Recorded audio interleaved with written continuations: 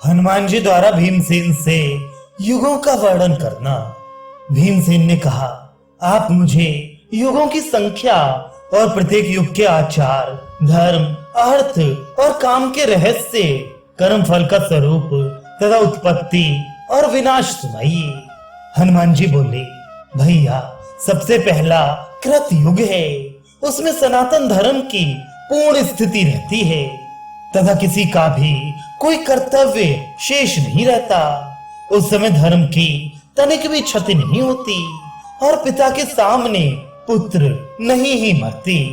फिर कालक्रम से उसमें गौरता आ जाती है। कृतयुग में ना कोई आदि व्याधि थी और न इंद्रियों में ही दुर्बलता आती थी।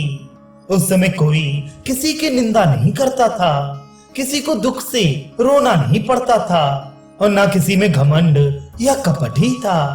आपस के झगड़े, आलस्य, द्वेष, चुगली, भय, संताप, ईर्ष्या और मत्सर का तो उस युग में नाम भी नहीं था। उस समय योगियों के परम आश्रय और संपूर्ण भूतों के आत्मा पर ब्रह्म श्री नारायण का शुक्ल वर्ण था।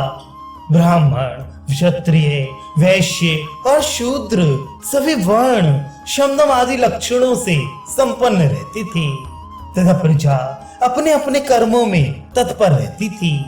सबके आश्रय एक परमात्मा ही थे। आचार और ज्ञान भी सबका एक ही था।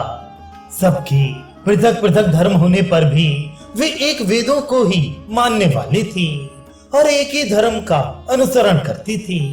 वे चारों आश्रमों के कर्मों का निष्काम भाव से आचरण करके परम गति प्राप्त करती थी। इस प्रकार जब आत्म तत्व की प्राप्ति कराने वाला धर्म विद्यमान हो तब कृतयुग समझना चाहिए। उस समय चारों वर्णों का धर्म चारों पादों से संपन्न रहता है।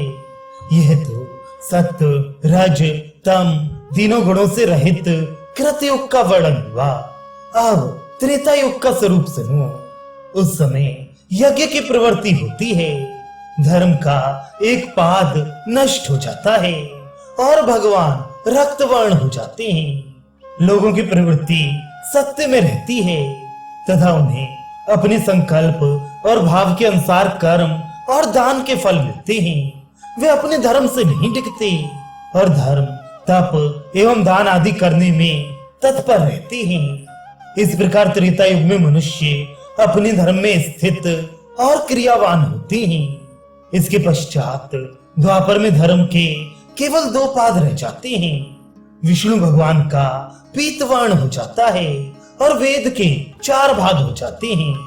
उस समय कोई लोग तो चारों वेद पढ़ते हैं तथा कोई 3, कोई 2 और कोई केवल एक वेद का स्वाध्याय करते हैं और कोई वेद पढ़ते ही नहीं। इस प्रकार शास्त्रों के भिन्न भिन्न हो जाने से कर्म में भी भेद हो जाता है तथा प्रजा तप और दान इन 2 धर्मों में ही प्रवृत्त होकर राजसी हो जाती है।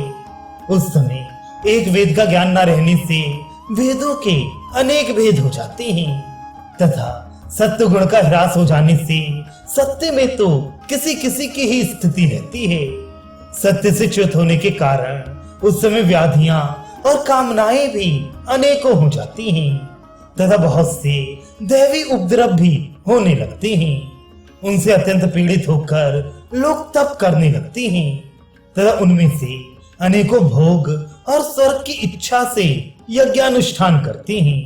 इस प्रकार द्वापर युग में अधर्म के कारण प्रजा क्षीण होने लगती है। फिर कलयुग में तो धर्म केवल एक ही पाद से स्थित रहता है। इस तमोगुणी युग के आने पर भगवान श्याम वर्ण हो जाते हैं, वैदिक आचार नष्ट हो जाते हैं तथा धर्म, यज्ञ और क्रिया का ह्रास हो जाता है।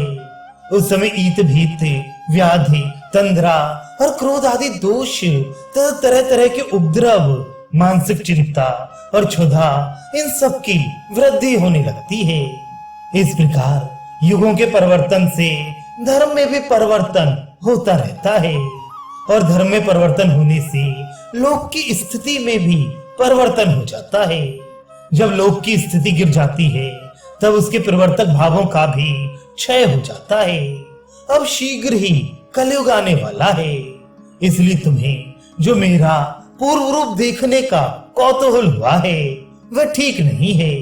समझदार लोग व्यर्थ की बातों के लिए आग्रह नहीं किया करते। इस प्रकार तुमने मुझसे जो बातें पूछी थी वे सब मैंने कह दी। अब तुम प्रसन्नता पूर्वक जा सकते हो।